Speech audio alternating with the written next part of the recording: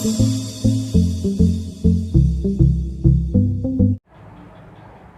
student, today we explain next lecture class 12th chemistry P block elements। हम लोग discuss कर रहे थे बेटा ग्रुप नंबर 15 एलिमेंट्स यानी नाइट्रोजन फैमिली के बारे में डिस्कशन चल रहा था। ठीक, हम लोगों ने 2 लेक्चर कंप्लीट किया, स्पेशली 2 लेक्चर्स में आज हमारा जो पॉइंट स्टार्ट होगा वो हाइड्राइड से, स्पेशली नाइट्रोजन फैमिली में हमें हाइड्राइड पे डिस्कस करना है। ठीक, लास्ट प्रीवियस लेक्चर में एक पॉइंट थोड़ी सी मिस्टेक हो गई थी बेटा, थोड़ी गर्मी ज़्यादा थी, मेरी गलती है, मेरी फॉल्ट है, उसके लिए मैं क्षमा चाहता हूँ, बट मैं उसको अपडेट कर चुका हूँ। अब आपको वहाँ पे कमी नहीं मिलेगी, लेकिन वो फॉल्ट जिन लोगों ने भी वीडियो देखा है उस चीज़ को, मैं उनसे रियली मैं सॉरी बोलता हूँ उस चीज़ के लिए। वहाँ पे थोड़ी सी मिस्टेक हो गई, जहाँ पे मुझे इंक्रीज़ बोलना चाहिए था वहाँ पे डिक्रीज़ हो गया। क्लियर ना बेटा? रक्षा, यही बात थी, लेकिन मैंने लिखा सही था, फिर नॉन मेटल, मेटलॉइड, फिर मेटल। चलिए उसके लिए मैं सॉरी बोलता हूँ आपसे। ठीक, आज हम स्टार्ट करते हैं हाइड्राइड से और कोशिश करेंगे ज़्यादा से ज़्यादा पोर्शन कवर हो जाए। ठीक, चलिए नेक्स्ट प्रॉपर्टीज़ की तरफ चलते हैं। हाइड्राइड हाइड्राइड, ठीक ना बेटा? अब आपको पता है नाइट्रोजन हो या फॉस्फोरस हो या आर्सेनिक हो, एंटीमनी, बिस्मथ, जब भी ये हाइड्रोजन से रिएक्शन करेंगे इनके पास नंबर ऑफ वैलेंस इलेक्ट्रॉन 5 होते हैं, तो 3 हाइड्रोजन के साथ शेयरिंग करना पसंद करेंगे, जिससे इनका जो हाइड्राइड बनेगा स्पेशली वो कौन सा बनता है? NH3, PH3, ASH3, SbH3 और BiH3। अब आपको ये बताना है कि कौन सा हाइड्राइड सबसे बेस्ट होगा। ठीक, किस प्रॉपर्टीज़ की बेसिस पे आप चेक करोगे कौन सा हाइड्राइड बेस्ट है, कौन सा सबसे लीस्ट है। चलिए देखते हैं ज़रा। देखो बेटा, अगर मैं बात करूं NH3, PH3, arsenic hydride, antimony hydride और BiH3, मेरी बात ध्यान समझना, हर एक एलिमेंट के पास एक एक लोन पेयर होगा, क्योंकि नाइट्रोजन, फॉस्फोरस, आर्सेनिक, एंटीमनी सबके पास नंबर ऑफ वैलेंस इलेक्ट्रॉन कितने होते हैं बेटा? 5। शेयरिंग में या फिर डोनेशन में इन्वॉल्व कितने हो रहे हैं? 3। देखो मेरी बात ध्यान समझना, nitrogen atomic number 7, phosphorus atomic number 15, इसका कितना आएगा? 2,5, इसका कितना आएगा बेटा? 2,8,5। ठीक, नाइट्रोजन के पास 5 इलेक्ट्रॉन, मेरी बात ध्यान से समझिएगा, ये हाइड्रोजन, ये हाइड्रोजन, ये हाइड्रोजन। बताओ नाइट्रोजन के पास एक लोन पेयर बचेगा कि नहीं बचेगा? ये 3 इलेक्ट्रॉन ही तो शेयर कर रहा है, इसके पास एक लोन पेयर बच जाएगा। अगर मैं फॉस्फोरस की बात करता तो सेम रिजल्ट यहाँ भी आपको दिखता। फॉस्फोरस भी क्या करता है? 3 इलेक्ट्रॉन हाइड्रोजन से शेयर करता और इसके पास भी एक लोन पेयर बच जाता। और आपको पता है कि जब लोन पेयर प्रेजेंट होता है उस कंपाउंड में, सेंट्रल एटम के पास अगर लोन पेयर प्रेजेंट है तो वो कंपाउंड बेसिक होता है, मतलब वो बेस होता है। लोन पेयर का प्रेजेंस होना ये दर्शाता है कि वो बेस है। एनसीईआरटी में क्वेश्चन है, अमोनिया एज अ बेस क्यों बिहेव करता है? Because of presence of lone pair. आप इंटेक्स क्वेश्चन देखिएगा, नाइट्रोजन फैमिली में इंटेक्स क्वेश्चन, सिद्धि सिंह, रक्षा, भूमि साहू, ठीक, और भी लोगों ने, जिन लोगों ने कमेंट्स किया था बेटा, बहुत बहुत धन्यवाद। आप देखिएगा एनसीईआरटी इंटेक्स क्वेश्चन में आपको मिलेगा कि अमोनिया एज अ बेस क्यों बिहेव करता है? Because of presence of loan pair electron on the central atom, इसके पास लोन पेयर इलेक्ट्रॉन है। अब आपको पता है ये इलेक्ट्रॉन डोनेट कर सकता है, ये इलेक्ट्रॉन डोनेट कर सकता है, मेरी बात ध्यान समझना, फिर हम लिखेंगे स्टेटमेंट। ये भी इलेक्ट्रॉन डोनेट कर सकता है, लोन पेयर इसके पास है, यहाँ भी लोन पेयर है, इन सबके पास लोन पेयर है। अब आपको पता है नाइट्रोजन की एटॉमिक साइज सबसे छोटी है। इसमें आपने पढ़ा है कि ग्रुप वाइज चलने पर एटॉमिक साइज क्या होती है?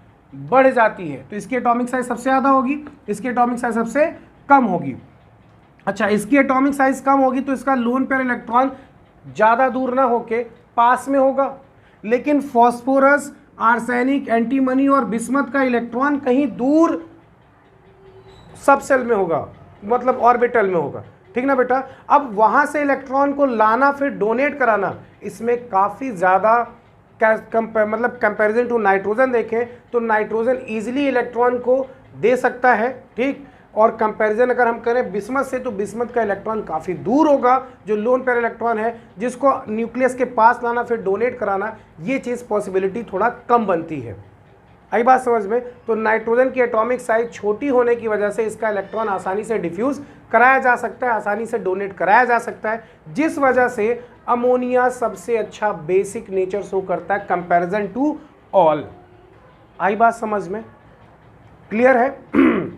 तो आपसे पूछेगा इनकी बेसिसिटी का कैरेक्टर बताइए, बेसिसिटी घटेगी या बढ़ेगी? तो ग्रुप वाइज चलने पर बेसिसिटी क्या होती है बेटा? घट जाती है। क्या होती है? घट जाती है। ध्यान रखिएगा बेटा, basicity on moving down the group decreases. Clear. तो पहले हाइड्राइड्स पे कुछ पॉइंट लिखते हैं, हेडिंग लिखिएगा हाइड्राइड, हेडिंग हाइड्राइड लिखिएगा। First point, all these hydride have one lone pair of electrons on their central atom, आपको दिख रहा होगा, on their central atom, therefore they act as a Lewis base। Class 11th में आपने equilibrium chapter पढ़ा था, chemistry first paper last chapter पढ़ा था। वहाँ पे आयनिक इक्विलिब्रियम एक टॉपिक पर्टिकुलर एक कह सकते हो चैप्टर में डिवाइड कर देते हैं, केमिकल इक्विलिब्रियम, आयनिक इक्विलिब्रियम। तो वहाँ पे आपने एसिड बेस्ड सॉल्ट और आपने 3 साइंटिस्ट की थ्योरी पढ़ी थी, आर्हेनियस थ्योरी, ब्रॉन्सेट लॉरी और लुईस एसिड बेस्ड कॉन्सेप्ट। यहाँ जो लोन पेयर की बेसिस पे बताया गया किसके पास लोन पेयर प्रेजेंट है, ये बेसिक नेचर शो करेगा, ये एक पर्टिकुलर बेस की तरह बिहेव करेगा। वो कौन सी थ्योरी अप्लाई की गई? लुईस की थ्योरी अप्लाई की गई। ये चीज़ ध्यान रखना बेटा, यहाँ पे लुईस की थ्योरी अप्लाई की गई थी। इसलिए आप देखिए वर्ड क्या लिखा आपने, मैं रिपीट कर रहा हूँ, ध्यान से सुनिएगा। आपने लिखा है all these hydride have one lone pair of electron on their central atom. इनके सेंट्रल एटम पे एक लोन पेयर इलेक्ट्रॉन होता है। Therefore they act as a Lewis base। Clear है? they act as a Lewis basis। Full stop, full stop. नीचे नई line से लिखिएगा on moving down the group basic character of these hydride decreases. Clear है? Basic character of these hydride decreases. तो सबसे अच्छा base कौन होगा बेटा? अमोनिया। सबसे अच्छा बेसिक कौन होगा? अमोनिया। आई बात समझ में? सबसे अच्छा बेसिक होगा अमोनिया। आप लिखना चाहो तो नीचे एक लाइन लिख सकते हो, example, ammonia is more basic, comma PH3 phosphine is weakly basic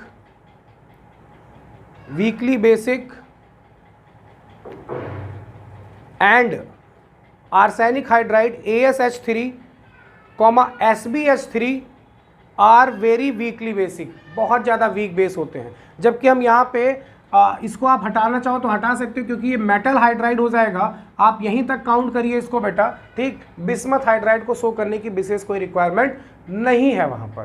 clear है? ठीक, क्योंकि ये दोनों मेटलॉयड होते हैं, ये दोनों नॉन मेटल, वो मेटल है, ठीक है। वहाँ पे कंडीशन थोड़ी सी चेंज होती है, दैट्स वाई उसको वहाँ पे अगर हम नहीं शो करते तो भी कोई दिक्कत नहीं। हम रिटर्न में लिखना चाहें तो लिख सकते हैं कि नाइट्रोजन से बिस्मथ तक जाने पर बेसिसिटी क्या होती है?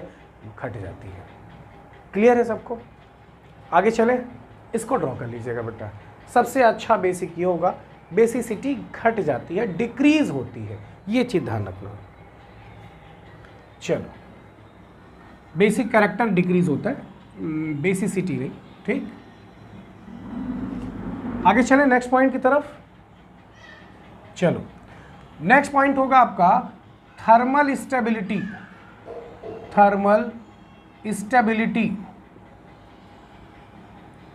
ठीक। बेसिसिटी मतलब होता है एसिड की हम बेसिसिटी निकालते हैं, एसिड की हम बेसिसिटी निकालते हैं और बेस की हम एसिडिटी निकालते हैं। ये आपने क्लास 11 में पढ़ा होगा, ठीक। जैसे H2SO4 बेसिसिटी कितनी? 2। H3PO4 बेसिसिटी कितनी? 3। H3PO3 basicity 2। कैसे? वो आगे है, ठीक। जब हम पढ़ेंगे फॉस्फोरस वहाँ आएगा, वहाँ डिस्कस करेंगे बेटा। अभी के लिए हम टॉपिक पे आते हैं थर्मल स्टेबिलिटी, बहुत important topic. Thermal stability, thermal मतलब हीट, कौन ज़्यादा स्टेबल होगा, कौन सबसे कम स्टेबल होगा। मेरी बात ध्यान से समझना बहुत अच्छे से। देखो, आपको पता है ये नाइट्रोजन है, ठीक, ये अमोनिया है, इसके पास ये लोन पेयर है, ठीक। अगर हम बात करें यहाँ पे अमोनिया PS3 AsH3 और कौन सा बेटा एंटीमनी SbS3 और BiH3, ठीक। अब आपको पता है ये जो नाइट्रोजन हाइड्रोजन से बॉन्ड बना रहा है वो कितनी दूर से बना रहा होगा। ये न्यूक्लियस, ये फर्स्ट सेल, ये सेकंड सेल। नाइट्रोजन के पास 2 सेल होती है, फॉस्फोरस 1 सेल, 2 सेल, 3 सेल। बताओ आर्सेनिक के पास कितनी होगी। ये nucleus 1 cell, 2 cell, 3 cell, 4 cell.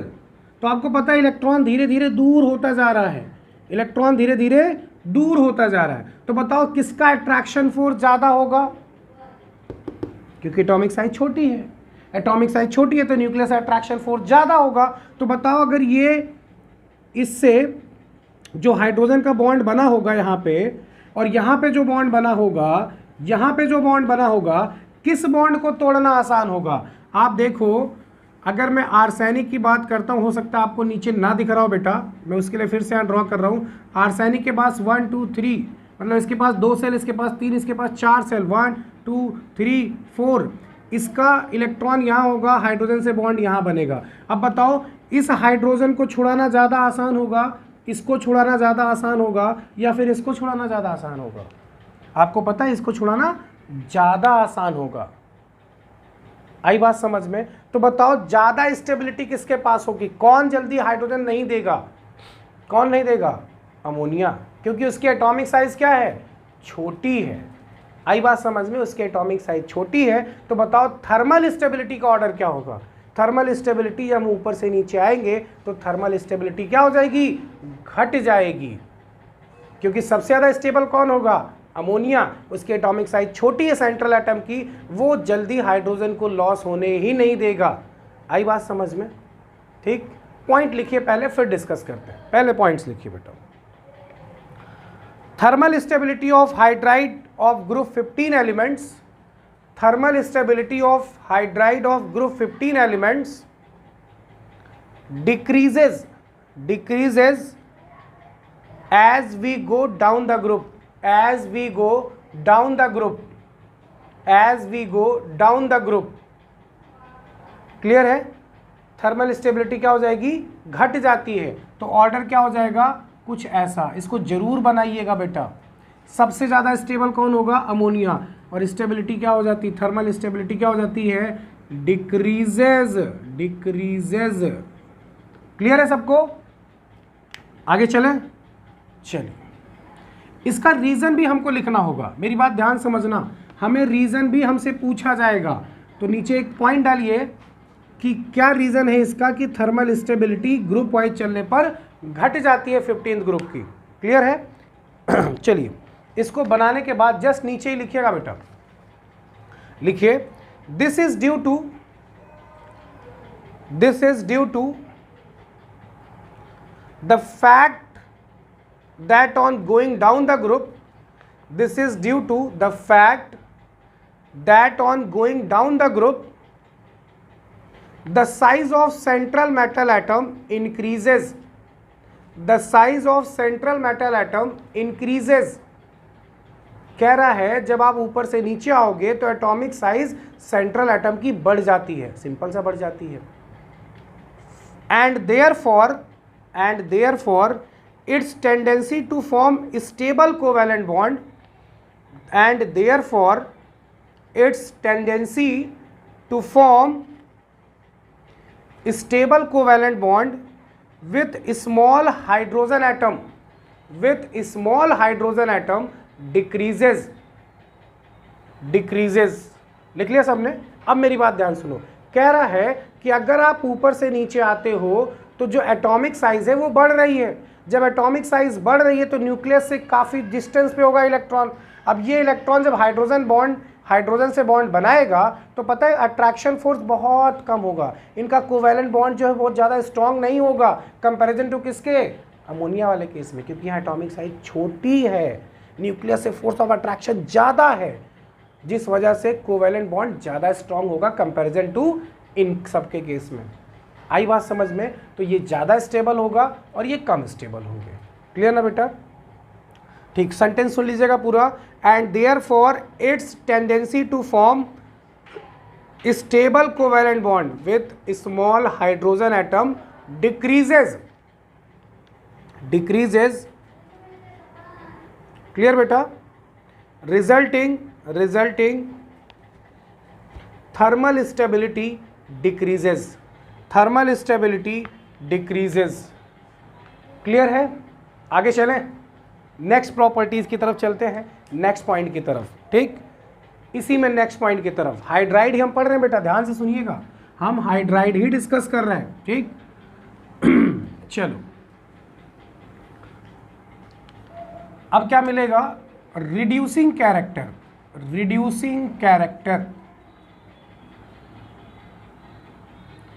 आपने क्लास 11th में सेकंड पेपर केमिस्ट्री में फर्स्ट चैप्टर रिडॉक्स रिएक्शन पढ़ा था। वहां पे आपने पढ़ा था oxidation and reduction. Oxidation means क्या होता है? Loss of electron. Reduction means क्या होता है? Gain of electron. पढ़ा था। ऑक्सीडेशन मीन्स होता है addition of oxygen, reduction means होता है addition of hydrogen. Last point, oxidation means होता है रिमूवल ऑफ हाइड्रोजन और रिडक्शन मीन्स क्या होता है? Removal of oxygen. पढ़ा था। अगर कोई एलिमेंट ऑक्सीजन लॉस करता है तो रिडक्शन हो रहा है, ऑक्सीजन ऐड हो रहा है तो ऑक्सीडेशन हो रहा है, addition of hydrogen reduction, removal of oxygen reduction. अब आपको बताना है कि जो आपने पांचों हाइड्राइड पढ़े उसमें सबसे अच्छा रिड्यूसिंग कैरेक्टर किसके पास होगा? कौन अच्छा सा रिड्यूसिंग कैरेक्टर शो करेगा? पहले पॉइंट लिखते हैं फिर डिस्कस करते हैं। लिखिए बेटा, the reducing character of the hydride, the reducing character of hydride of group 15 elements increases from ammonia यानी NH3 to BiH3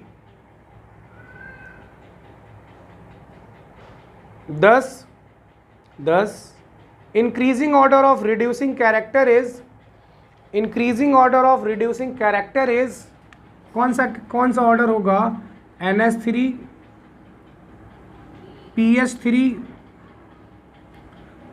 ASH3 SbH3 and BiH3। सबसे अच्छा रिड्यूसिंग कैरेक्टर कौन शो करेगा बेटा? BiH3। तो रिड्यूसिंग कैरेक्टर क्या हो जाएगा बेटा?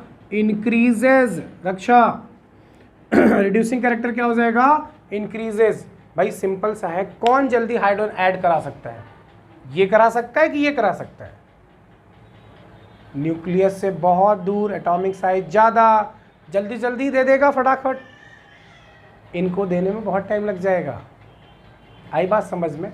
तो ऐसे याद रखो, रिड्यूसिंग कैरेक्टर ग्रुप वाइज चलने पर on moving down the group reducing character increase करता है। क्लियर है? ठीक, अब दो प्रॉपर्टीज और है स्पेशली, इसके बाद हम कुछ और प्रॉपर्टीज डिस्कस करेंगे। फाइनली हम पहुंच जाएंगे नाइट्रोजन, और नाइट्रोजन में नाइट्रोजनस कंपाउंड पर डिस्कस करेंगे जो हमारा बहुत अच्छा टॉपिक होगा।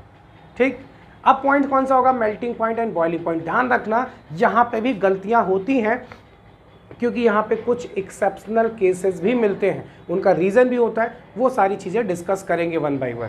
क्लियर है? ठीक, नेक्स्ट टाइम डालिए melting point and boiling point. Melting point and boiling point rough कर दें, इसको रफ कर दें बेटा। चलो, melting point and boiling point.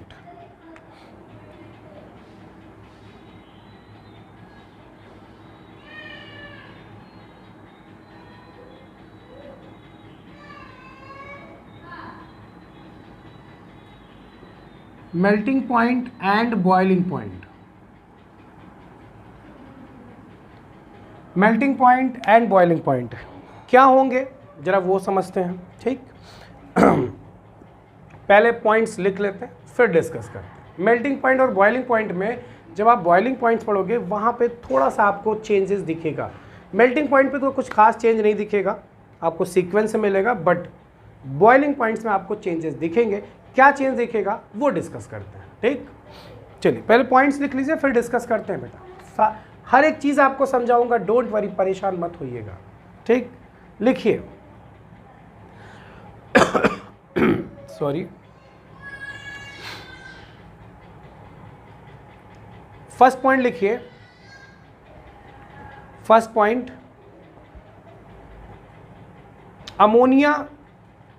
Ammonia in bracket 240 Kelvin has a higher boiling point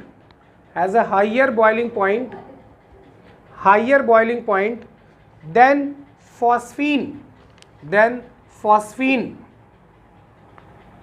clear है, then phosphine in bracket 190 Kelvin bracket close, and then the boiling point increases down the group,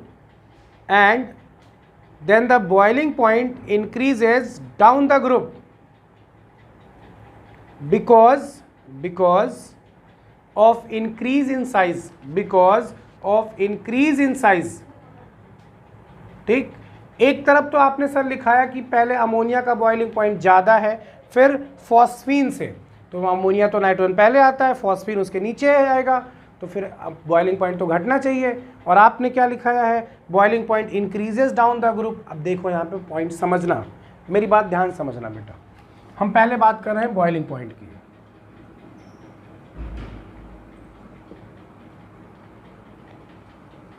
boiling point, ठीक, molecule और BP. Molecule कौन सा होगा बेटा, NH3, PH3, arsenic hydride, antimony hydride and BiH3, ठीक है। Boiling point किस में निकालना है, केल्विन में। इसका होता है 238.5, मैंने 240 अप्रॉक्स था वो, ठीक, केल्विन में। इसका होता है 185.5, अप्रॉक्स में 190 लिखा था आपने। इसका होता है 210.6, 254.6 और इसका होता है 290, ठीक ना बेटा। तो अगर हम बॉइलिंग पॉइंट का ऑर्डर निकालें, और boiling point order 10 boiling point order is dash. अब बताइए सबसे कम बॉइलिंग पॉइंट किसका दिख रहा है, फॉस्फीन का। उससे थोड़ा ज़्यादा किसका दिख रहा है, आर्सेनिक। उससे थोड़ा ज़्यादा किसका दिख रहा है, अमोनिया। देन उससे ज़्यादा किसका दिख रहा है, SB। और यहाँ कौन सा दिख रहा है बेटा, 290। पहले हम सीक्वेंस लिखते हैं, फिर डिस्कस करते हैं। आपको एक एक चीज़ बताऊंगा, डोंट वरी, परेशान मत होइएगा। सबसे ज़्यादा बॉइलिंग पॉइंट किसका है, बिस्मथ हाइड्राइड। उससे कम किसका है, SbH3, ठीक है। और सबसे कम किसका है, PH3। बताओ उससे कम किसका है, उससे ज़्यादा, थोड़ा उससे ज़्यादा कौन है, AsH3। अब बताओ बीच में कौन आएगा, अमोनिया। कौन आएगा, अमोनिया। क्लियर है सबको। अब क्या हुआ, देखो ये सबसे परफेक्ट ऑर्डर है, मेरी बात ध्यान समझना। मॉलिक्यूलर मास, ठीक, यहां पे होगी हाइड्रोजन बॉन्डिंग। आई होप आपको क्लियर दिख रहा होगा। अमोनिया के नीचे हाइड्रोजन बॉन्डिंग, और यहां पे बेटा मॉलिक्यूलर मास। अब मेरी बात ध्यान समझना, अमोनिया के केस में हाइड्रोजन बॉन्डिंग प्रेजेंट होती है कंपैरिजन टू इन सब के। यहाँ पे क्या होता है, वॉन्डर वॉल फोर्स जनरेट होता है। और आपको पता है यहाँ पे हाइड्रोजन बॉन्डिंग प्रीडोमिनेंट होती है इनसे, जिस वजह से इसका बॉइलिंग पॉइंट इन दोनों से क्या होता है, ज़्यादा होता है। लेकिन इन दोनों के केस में ये प्रीडोमिनेंट नहीं हो पाता, जिस वजह से इनका बॉइलिंग पॉइंट ज़्यादा होता है। आई बात समझ में? तो जो आपने सीक्वेंस लिखा ना कि boiling point increases down the group, देखिए बॉइलिंग पॉइंट बढ़ रहा है। अगर मैं अमोनिया को कंसीडर ना करूं, क्योंकि ये हाइड्रोजन बॉन्डिंग शो करता है, बाकी ये प्रॉपरली नहीं शो कर पाते, ये वॉन डर वाल फोर्स मैक्सिमम प्रीडोमिनेंट करते हैं, तो इनके केस में देखो बॉइलिंग पॉइंट आपको बढ़ता हुआ नजर आएगा। तो अगर मैं सीक्वेंस एकदम परफेक्ट ऑर्डर बनाया जाए, जो एग्जाम में आपसे पूछा जाएगा बॉइलिंग पॉइंट का करेक्ट ऑर्डर क्या है ग्रुप नंबर 15 में, वो ये है बेटा, ये। ठीक, सबसे ज़्यादा बॉइलिंग पॉइंट बिस्मथ हाइड्राइड, उससे कम एंटीमनी हाइड्राइड, फिर उससे कम किसका होगा? अमोनिया का, क्योंकि यहाँ पे हाइड्रोजन बॉन्डिंग प्रीडोमिनेंट होता है कंपैरिजन टू बोथ। क्लियर है बेटा रक्षा? तो इसको अच्छे से नोट डाउन करिएगा। ठीक, बॉइलिंग पॉइंट्स इंक्रीज कर जाता है फ्रॉम फॉस्फीन से लेके बिस्मथ तक। ठीक बेटा, इसीलिए मैंने पहले आपको लिखाया कि अमोनिया का बॉइलिंग पॉइंट फॉस्फीन से ज़्यादा होता है, लेकिन उसके बाद आपको इंक्रीजिंग ऑर्डर मिलेगा, और जो परफेक्ट ऑर्डर है वो यही है मेरे प्यारे बच्चों, यही नोट करिएगा, यही आपको याद रखना है। क्लियर है? आगे चले।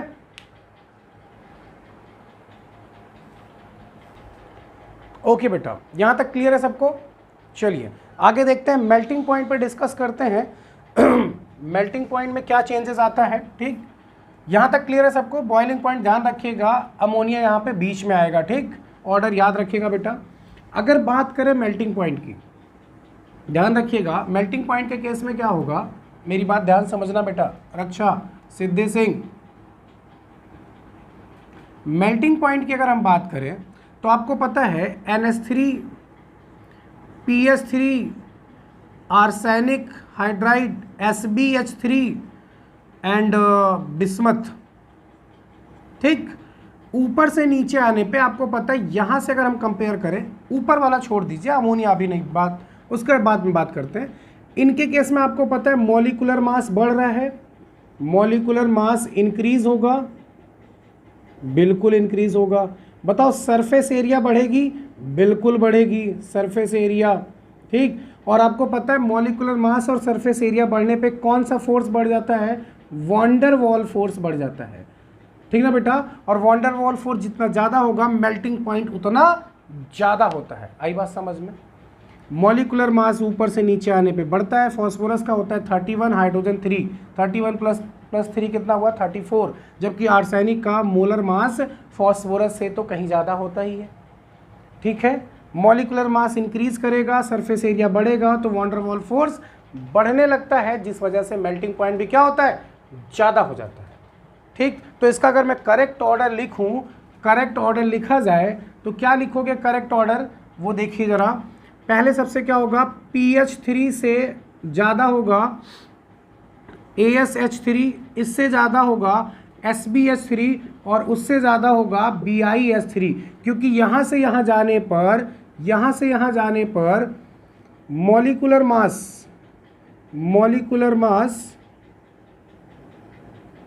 And surface area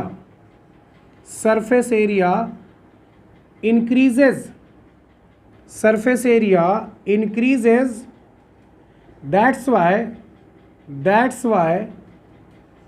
van der Waal force also increases, van der Waal force increases, then melting point increases। आई बात समझ में?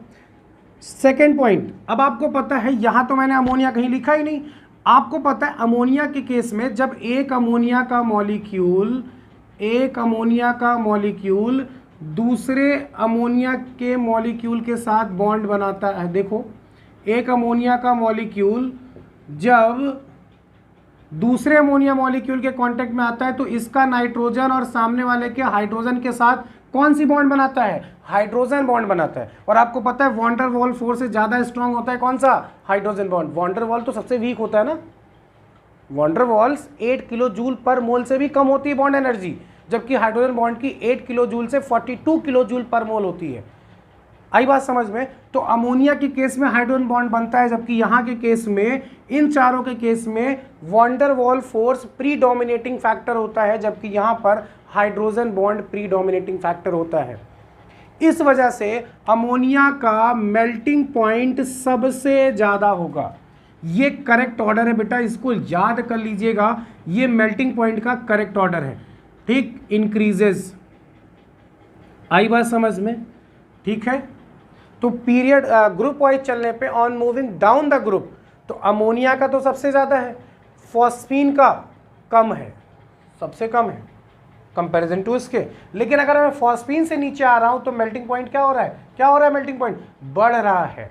मेल्टिंग पॉइंट क्या हो रहा है? बढ़ रहा है। ये चीज ध्यान रखना बिस्मथ तक। लेकिन जो सबसे ज्यादा होगा वो किसका होगा? अमोनिया का। क्या रीजन है? क्योंकि ये हाइड्रोजन बॉन्डिंग शो करेगा, जबकि ये चारों कौन सा फैक्टर शो करेंगे? Van der Waals force. आई बात समझ में? यहां तक क्लियर है सबको? चलिए इसका स्क्रीनशॉट लीजिएगा बेटा जल्दी से, आगे चलते हैं। आगे चले, चलिए आगे देखते हैं। अच्छा, एक कैरेक्टर मैंने आपको बताया था, एक प्रॉपर्टीज बताई थी, रिड्यूसिंग कैरेक्टर। ध्यान रखिएगा, रिड्यूसिंग कैरेक्टर कहीं नोट डाल के लिख लीजिएगा। Reducing character inversely proportional to stability. Stability, जिसकी स्टेबिलिटी जितनी कम होगी उसकी रिड्यूसिंग कैरेक्टर उतनी ज़्यादा होगी। तो आपको पता है, अभी हम लोगों ने पढ़ा था थर्मल स्टेबिलिटी, सबसे ज़्यादा स्टेबिलिटी किसके पास थी? अमोनिया के पास। तो जितनी ज़्यादा स्टेबिलिटी होगी रिड्यूसिंग कैरेक्टर उतना कम होगा। आई बात समझ में? इस चीज़ को ध्यान रखना, आपको रिड्यूसिंग कैरेक्टर कभी नहीं भूलेगा। क्लियर है? चलिए आगे चले बेटा। चलो अब देखते हैं, अभी तक तो हमने हाइड्राइड पढ़ लिया, हमने direct NH3, PS3, SbS3, AsH3 और BiS3 पढ़ लिया। लेकिन अभी हमने इसकी प्रिपरेशन नहीं समझी कि सर बनाएंगे कैसे। ठीक, ये हाइड्राइड बना कैसे? क्लियर है? तो पहले इनकी रिएक्शन समझ लेते हैं, फिर हम आगे बढ़ते हैं, इनका हाइब्रिडाइजेशन क्या होगा, फिर आगे बात करते हैं हैलाइड की। क्लियर है? चलिए पहले देखते हैं इनके हाइड्राइड्स को। एक बार फिर से पीछे रिवर्स आते हैं, रिवर्स आना नहीं है, आप वहीं से नोट डाउन करिए। हम हाइड्राइड को कैसे मतलब बनाएंगे वो चीज़ समझना है। ठीक बेटा, चलिए आपको हाइड्राइड का फॉर्मूला सबका पता है। हाइड्राइड 15th ग्रुप के हाइड्राइड कौन से होते हैं? 15th ग्रुप के hydride NH3, PS3, AsH3, SbH3 और BiH3। क्लियर ना बेटा? अगर मैं बात करूं यहाँ पे सबसे पहले प्रिपरेशन की, कैसे बनाएंगे, ध्यान से सुनिएगा। हमने लिया calcium nitride plus H2O, reaction बाद में बैलेंस कर ली जाएगी बेटा। क्लियर है? हमने लिया P4 plus KOH plus H2O। मेरी बात ध्यान समझना, ये कैल्शियम नाइट्राइड है, कैल्शियम नाइट्रोजन से रिएक्शन करेगा। कैल्शियम की वैलेंसी 2, नाइट्रोजन की वैलेंसी 3, क्रॉस कर दो Ca3N2, यही लिखा है कैल्शियम नाइट्राइड H2O। अब बताओ H2O टूटेगा तो H2O टूटेगा तो किस में टूटता है? H प्लस और OH माइनस में। क्लियर है? H प्लस और OH माइनस में। कैल्शियम किससे रिएक्शन कर लेगा? OH के साथ। तो क्या बन जाएगा बेटा? CaOH का होल ट्वाइस प्लस नाइट्रोजन किससे रिएक्शन करेगा? H के साथ। नाइट्रोजन की बैलेंसी 3, हाइड्रोजन की 1, क्रॉस करो क्या बनेगा? N1 times H 3 times. कौन सी गैस बन जाएगी बेटा? अमोनिया। हाइड्राइड हुआ कि नहीं हुआ? हाइड्राइड हुआ ना? ठीक, ये है रिएक्शन जब हम एल्कलाइन अर्थ मेटल के साथ कराएंगे, इसका नाइट्राइड बना के वाटर के साथ, तो अमोनिया का फॉर्मेशन होगा। अब देखो यहाँ फॉस्फोरस है, हमें हाइड्राइड बनाना है तो क्या बनेगा? फॉस्फीन बनेगा, PH3 बनेगा। जरा देखिएगा ध्यान से ये समझ में आया? चलो देखो जरा, जैसे हम फॉस्फोरस की रिएक्शन कराएंगे KOH और H2O के साथ, तो ये तो टूट जाएगा, H प्लस OH माइनस, और ये आ जाएगा इनके पास, तो ये क्या बन जाएगा फाइनली? PH3। ठीक ना बेटा? क्या बनेगा? PH3, और यहाँ क्या बनेगा? KH2PO2। ठीक ना बेटा? बाई प्रोडक्ट में, और ये आपका क्या बना? फॉस्फीन। क्लियर है? अगर हम बात करें यहाँ, तो हमने नाइट्रोजन और फॉस्फोरस 2 कंपोनेंट बना दिए। अब अगर आप ये पूछो सर आर्सेनिक, बिस्मथ और एंटीमनी का भी बना के दिखाइए, ठीक ना, तो उसको भी देखते हैं। ऐसा नहीं बनेगा, उसका भी बनेगा बेटा। ठीक चलो एक एग्जांपल और लेते हैं, Ca3P2। यहाँ पे CA3N2 था, calcium nitride calcium phosphide plus H2O gives out. जैसे आप रिएक्शन कराओगे ये टूटेगा, H plus OH minus OH जाएगा कैल्शियम के पास, क्या बनेगा बेटा, calcium hydroxide plus phosphorus hydrogen से क्या बन जाएगा, PH3। क्या बन जाएगा बेटा, PH3। आई बात समझ में। रक्षा, सिद्धि सिंह, भूमि साहू, जो भी लोग आप देख रहे हो, इन सारी रिएक्शंस को बैलेंस करके कमेंट सेक्शन में लिखिएगा या फिर मेरे व्हाट्सएप पे सेंड करिएगा। मैं रिएक्शन को बैलेंस नहीं कर रहा हूँ, रिएक्शन आपको बैलेंस करनी है, आपको बेहतर पता है रिएक्शन बैलेंस कैसे करते हैं, ठीक। या फिर मैं एक एग्जांपल अभी आपको रिएक्शन बैलेंस करके दिखाता हूँ, बट कमेंट सेक्शन में रिप्लाई जरूर करिएगा, रिएक्शन को बैलेंस करके शो करिएगा। क्लियर है। चलिए, अगर हम यहाँ पे रिएक्शन कराते हैं Zn3M2, Zn3M2 मतलब क्या है, ध्यान से सुनना बेटा।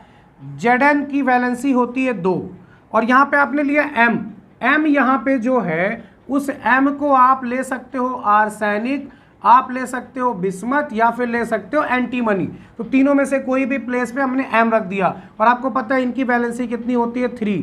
क्रॉस करोगे Zn 3 टाइम्स M कितने टाइम्स आ जाएगा, 2 टाइम्स। आई बात समझ में बेटा।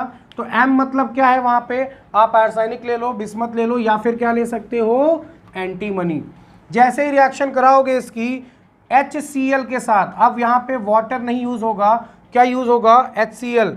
तो बताओ ZnCl के साथ रिएक्शन करेगा तो क्या बनाएगा, ZnCl2, और ये HM के साथ रिएक्शन करेगा तो MH3। बोलो बनेगा कि नहीं बनेगा, बिल्कुल बनेगा। और M क्या है, M इज इक्वल टू क्या है बेटा, आर्सेनिक, एंटीमनी और बिस्मथ, जो चाहो आप वहां पे प्लेस कर सकते हो। फर्क इतना है यहाँ पे HCl से होगी, बाकी सारे केसेस में वाटर से होगी। क्लियर है। आगे चले। चलिए, एक रिएक्शन में बैलेंस कर रहा हूं, ध्यान से देखना। यहाँ कैल्शियम 3 टाइम्स है, मैंने 3 से मल्टीप्लाई कर दिया, कैल्शियम बैलेंस हो गया। अब जरा ध्यान से सुनना, ऑक्सीजन यहाँ पे देखो, हाइड्रोजन 2 है और 3 से होल मल्टीप्लाई है, हाइड्रोजन 2 3 से होल मल्टीप्लाई, तो 3 2 कितना हो जाएगा बेटा, 6। 3 2 6 और प्लस 3 कितना है यहाँ पे, 9। यहाँ नाइट्रोजन कितने हैं, 2, इसको 2 से मल्टीप्लाई कर दो। बताओ 3 2 6, 2 3 6, हाइड्रोजन कितने हो गए, 12, इसको 6 कर दो, 6 2 12। और ऑक्सीजन देखो 2 और 3 6, बैलेंस हो गई रिएक्शन। आपको भी ऐसे बैलेंस करके इन तीनों रिएक्शंस को शो करना है, कंप्लीट करना है, इन रिएक्शन को बैलेंस करना है प्रॉपर। क्लियर है सबको। आगे चलें। चलिए आगे देखते हैं नेक्स्ट प्रॉपर्टीज। ये तो बात थी बेटा प्रिपरेशन की, और प्रिपरेशन में एक चीज ये नोट कर लीजिएगा अच्छे से, रिएक्शंस आपसे रिएक्शंस पूछी जा सकती हैं, ठीक ना बेटा। चलिए अब यहाँ पे बात आती है, अगर हम देखें यहाँ पे अमोनिया का केस, तो अमोनिया कुछ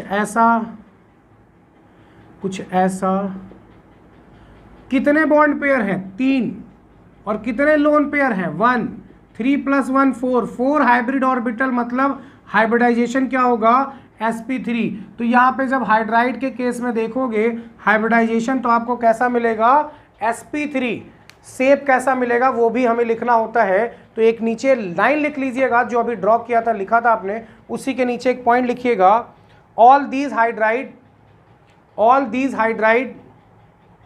have sp3 hybridized central atom, have sp3 hybridized central atom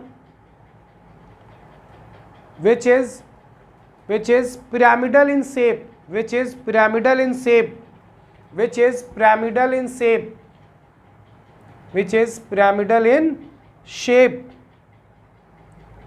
आगे चलिए अब एक चीज यहां पे देखिएगा ध्यान से बेटा, इंपॉर्टेंट है, रक्षा बेटा ध्यान से देखना। Bond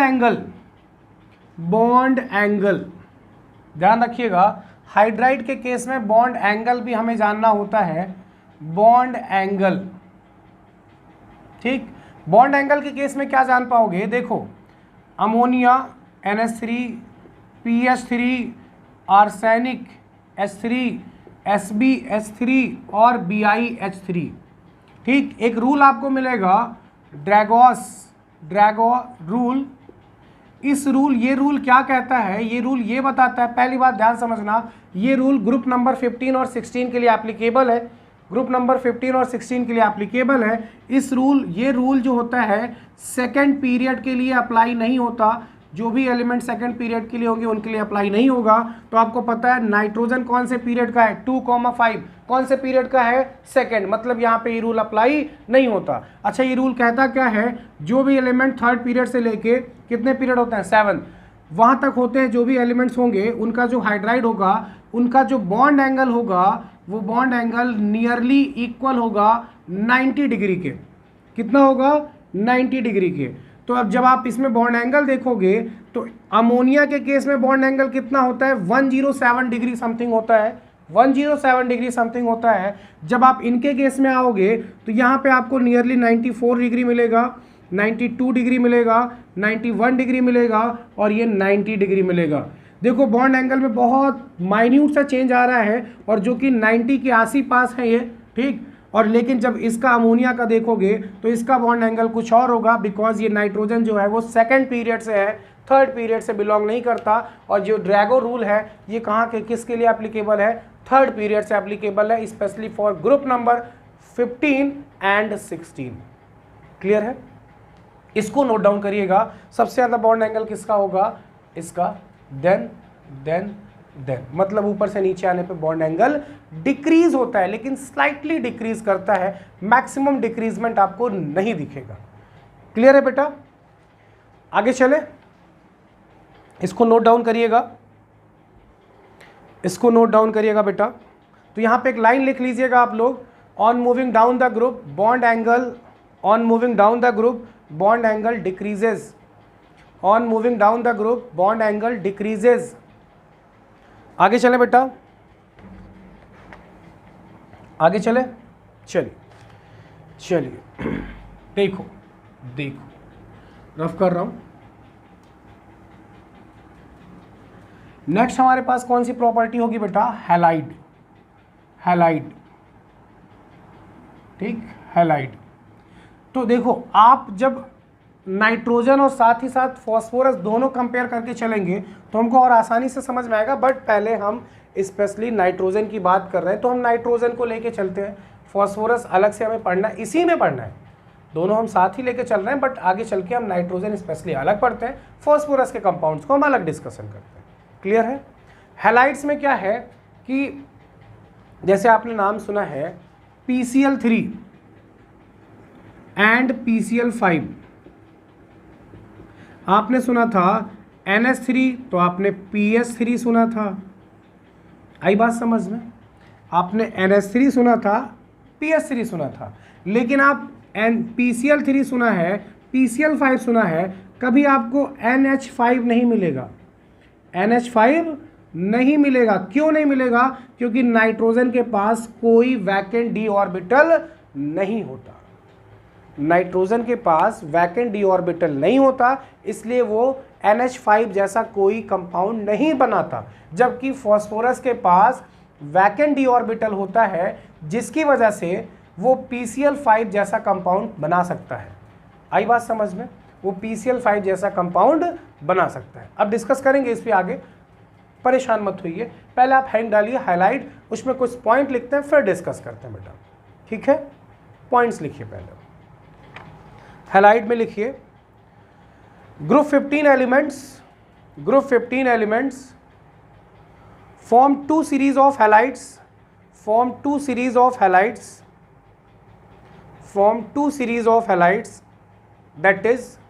that is MX3 trihalide and MX5 pentahalide, MX3 and MX5 trihalide and pentahalide. Clear है सबको, ठीक। PCl3 PCl5, आगे चले, फुल स्टॉप, नीचे लिखिए next point, the trihalide are formed all the elements, इसमें जितने भी एलिमेंट्स हैं वो ट्राईहैलाइड बना सकते हैं। लिखिएगा the trihalides are formed all the elements while pentahalides are formed, all the elements except nitrogen, आपसे पूछाएगा नाइट्रोजन क्यों नहीं बनाएगा, अभी मैंने बताया था। आगे लिखिए, लिखिए all the elements except nitrogen, full stop, नीचे इन्वर्टेड कॉमा में या नोट डाल के लिख लो, nitrogen can not form pentahalide,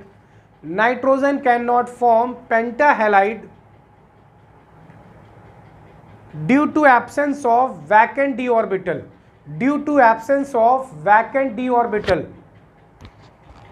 in its outermost cell,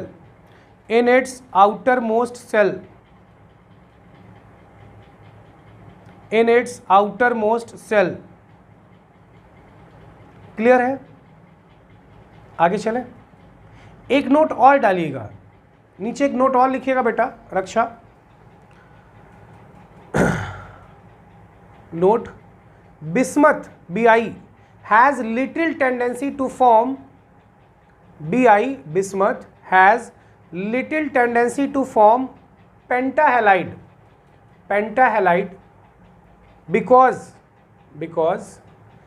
+5 oxidation state of Bi, because +5 oxidation state of Bi is less stable than +3 oxidation state. आपसे पूछेगा क्यों +5 ऑक्सीडेशन स्टेट कम स्टेबल होती है Bi की +3 से, क्यों? आगे लिखिए, due to inert pair effect, underline कर लेना, आपसे रीजन जरूर पूछा जाएगा, due to inert pair effect. तो क्या बिस्मथ कोई भी ऐसा पेंटाहेलाइड नहीं बनाता है? कॉपी के ऊपर लिख लेना BiF5, बिस्मथ पेंटाफ्लोराइड, ये कंपाउंड्स बनता है, ठीक ना बेटा। तो पूछा जाता है बिस्मथ कौन सा पेंटाहेलाइड बनाता है? BiF5।